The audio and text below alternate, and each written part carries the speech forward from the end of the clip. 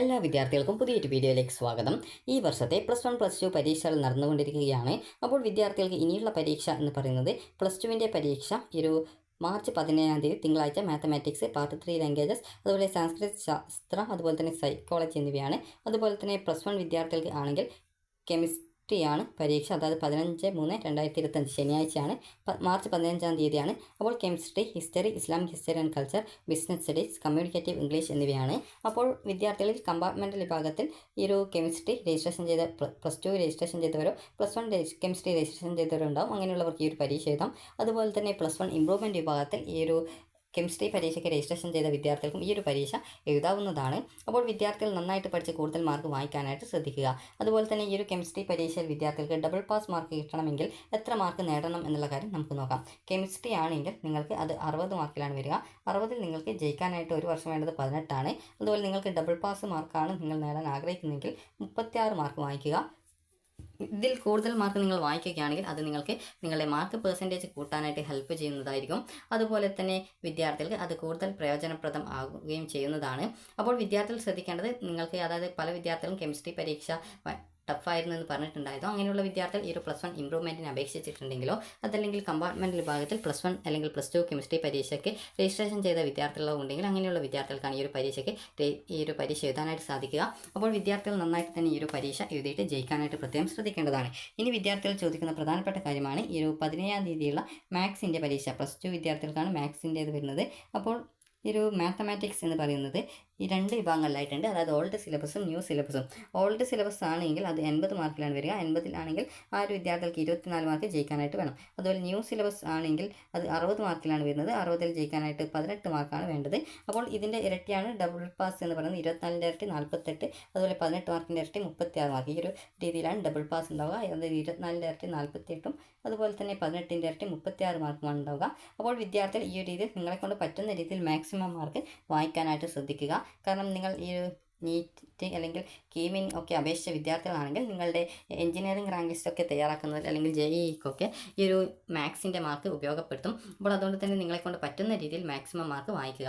ഇനി വിദ്യാർത്ഥികൾ ചോദിക്കുന്ന കാര്യമാണ് +2വിൻ്റെ സേ പരീക്ഷ എപ്പോഴാണ് ഉണ്ടാവുക എന്നുള്ളത്, ഏത് ഡേറ്റിലാണ് ഉണ്ടാവുക എന്നുള്ളത്. അപ്പോൾ +2വിൻ്റെ സേ പരീക്ഷ ഉണ്ടാവുന്നത് അതുപോലെ സേ ഓർ ഇംപ്രൂവ്മെൻ്റ് ആണ്. സേയോ അല്ലെങ്കിൽ ഇംപ്രൂവ്മെൻറ്റോ എന്നാണ് അതിൻ്റെ അർത്ഥം. അത് +2 സേ ഓർ ഇംപ്രൂവ്മെൻറ്റ് എന്നാണ് എക്സാമിൻ്റെ പേര്. അപ്പോൾ ഈ സേ ഓർ ഇംപ്രൂവ്മെൻറ്റ് പരീക്ഷ വിദ്യാർത്ഥികൾക്ക് ഉണ്ടാവുക ജൂൺ മാസത്തിലാണ്. അതുപോലെ തന്നെ വിദ്യാർത്ഥികൾക്ക് സേ അല്ലെങ്കിൽ ഇംപ്രൂവ്മെൻറ്റ് പരീക്ഷയുടെ രജിസ്ട്രേഷൻ ഉണ്ടാവുക നിങ്ങളുടെ +2വിൻ്റെ റിസൾട്ട് എപ്പോഴാണ് വരുന്നത് ആ റിസൾട്ട് വന്ന് തൊട്ടടുത്ത ദിവസം മുതൽ നിങ്ങൾക്ക് +2 സേ പരീക്ഷയ്ക്കുള്ള അപേക്ഷ നിങ്ങൾ ഏത് സ്കൂളിലാണോ +2 അല്ലെങ്കിൽ +1 പരീക്ഷയ്ക്ക് രജിസ്ട്രേഷൻ ചെയ്തിട്ടുണ്ടായിരുന്നത് ആ ഒരു സ്കൂളിലെ പ്രിൻസിപ്പാളിലാണ് അപേക്ഷ സമർപ്പിക്കേണ്ടത്.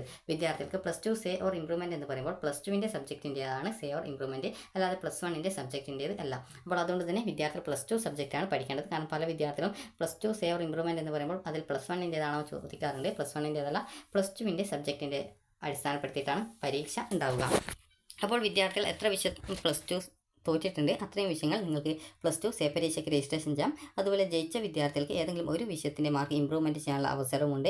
അതുപോലെ ഒരു വിദ്യാർത്ഥിക്ക് ഒന്നുകിൽ ഇംപ്രൂവ്മെൻറ്റ് അല്ലെങ്കിൽ സേ പരീക്ഷയാണ് എഴുതാൻ സാധിക്കുക. അതുപോലെ പ്രാക്ടിക്കൽ എഴുതാൻ പറ്റാതിരുന്ന വിദ്യാർത്ഥികൾക്ക് പ്രാക്ടിക്കലിനും സേ പരീക്ഷയുണ്ട്. അപ്പോൾ അങ്ങനെയും വിദ്യാർത്ഥികൾക്ക് പരീക്ഷ എഴുതാവുന്നതാണ്. പ്രാക്ടിക്കലിൻ്റെ സേ പരീക്ഷ ഏകദേശം മെയ് 29, 30 ആ ഒരു ഡേറ്റിലൊക്കെയാണ് ഉണ്ടാവാറുള്ളത്. അപ്പോൾ ഈ വർഷത്തെ സേ പരീക്ഷയുടെ നോട്ടിഫിക്കേഷൻ വരുന്ന സമയത്ത് അത് കൃത്യമായിട്ട് ആ ഒരു നോട്ടിഫിക്കേഷൻസിൽ കൃത്യമായിട്ട് അത് അറിയിക്കുന്നതായിരിക്കും. അതുപോലെ തന്നെ വിദ്യാർത്ഥികൾ ശ്രദ്ധിക്കേണ്ട കാര്യം എന്ന് പറയുന്നത്, വിദ്യാർത്ഥികൾ ഈ ഒരു പരീക്ഷകൾക്ക്, അതായത് ഇനി എത്ര പരീക്ഷയുണ്ട് അതിനൊക്കെ നന്നായിട്ട് പഠിക്കാനായിട്ട് ശ്രദ്ധിക്കുക. അതുപോലെ തന്നെ വിദ്യാർത്ഥികൾക്ക് ജൂൺ മാസത്തിലാണ് ഇതിൻ്റെ പരീക്ഷ. ഏപ്രിലിൽ രജിസ്ട്രേഷൻ, അതുപോലെ ജൂണിൽ പരീക്ഷ, ജൂലൈ അവസാനത്തോടെ റിസൾട്ടും വരുന്നതായിരിക്കും. അതുപോലെ തന്നെ വിദ്യാർത്ഥികൾ ചോദിക്കുന്ന കാര്യമാണ് കീമിന് അല്ലെങ്കിൽ നീറ്റിന് സേ പരീക്ഷ എഴുതുന്ന വിദ്യാർത്ഥികൾക്ക് വീണ്ടും അപ്ലൈ ചെയ്യാൻ പറ്റുമെന്നുള്ളത്. അപ്പോൾ ഈ സേ പരീക്ഷയുടെ റിസൾട്ട് എപ്പോഴാണ് വരുന്നത്, അതുപോലെ തന്നെ നീറ്റ് അല്ലെങ്കിൽ കീമിൻ്റെ റാങ്ക് ലിസ്റ്റ് തയ്യാറാക്കുന്നതിലേക്കായിട്ട് വിദ്യാർത്ഥികളുടെ +2വിൻ്റെ മാർക്ക് എപ്പോഴാണ് അപ്ലോഡ് ചെയ്യാനുള്ള ലാസ്റ്റ് ഡേറ്റ് എന്നിങ്ങനെയൊക്കെയുള്ള കാര്യങ്ങളൊക്കെ അനുസരിച്ചിട്ടാണ് വിദ്യാർത്ഥികൾക്ക് സേക്ക് ശേഷം കീമിൻ്റെയോ നീറ്റിൻ്റെയോ റാങ്ക് ലിസ്റ്റിലേക്ക് പരിഗണിക്കുന്നതിലായിട്ട് മാർക്ക് നൽകുന്നതിനായിട്ട് പറ്റുമോ എന്നുള്ള കാര്യം പറയാനായിട്ട് സാധിക്കുള്ളൂ. അപ്പോൾ അതുകൊണ്ട് തന്നെ ആ ഒരു സമയത്ത് നിങ്ങളെ ആ ഒരു വിവരം കൃത്യമായിട്ട് അറിയിക്കുന്നതാണ്. നിലവിൽ നിങ്ങൾ ശ്രദ്ധിക്കേണ്ടത് ഈ പരീക്ഷകൾക്കൊക്കെ നന്നായിട്ട് പഠിക്കാനായിട്ട് ശ്രദ്ധിക്കുക. അതുപോലെ തന്നെ പല വിദ്യാർത്ഥികളും ചോദിച്ചതാണ് +2 സേ പരീക്ഷ എഴുതിയിട്ടില്ലെങ്കിൽ, സേ ഓർ ഇംപ്രൂവ്മെൻറ്റ് പരീക്ഷ എഴുതിയിട്ടില്ലെങ്കിൽ പിന്നീട് ആ ഒരു വിദ്യാർത്ഥിക്ക് +2വിൻ്റെ ആ ഒരു തോറ്റ സബ്ജക്റ്റ് ജയിക്കാൻ പറ്റുമോ എന്നുള്ളത്. അപ്പോൾ വിദ്യാർത്ഥികൾ ഫെയിൽഡ് ആയിട്ടുണ്ടെങ്കിൽ വിദ്യാർത്ഥികൾക്ക് ഒന്നുകിൽ +2 സേ ഓർ ഇംപ്രൂവ്മെൻറ്റ് പരീക്ഷ എഴുതി ജയിക്കാം. ഇനി അതല്ലെങ്കിൽ നിങ്ങൾക്ക് ഇപ്പോൾ എഴുതാനായിട്ട് കഴിയില്ല, അതായത് നിങ്ങൾ പഠിച്ചാലും സാധിക്കില്ല എന്ന് തോന്നുന്ന വിദ്യാർത്ഥികൾക്ക് പിന്നീടുള്ള അവസരം എന്ന് പറയുന്നത് അടുത്ത +2 അല്ലെങ്കിൽ +1 പബ്ലിക് എക്സാം ആണ്. അതായത് 2026 മാർച്ചിൽ നടക്കുന്ന +2 അല്ലെങ്കിൽ +1 പബ്ലിക് എക്സാം ആണ്.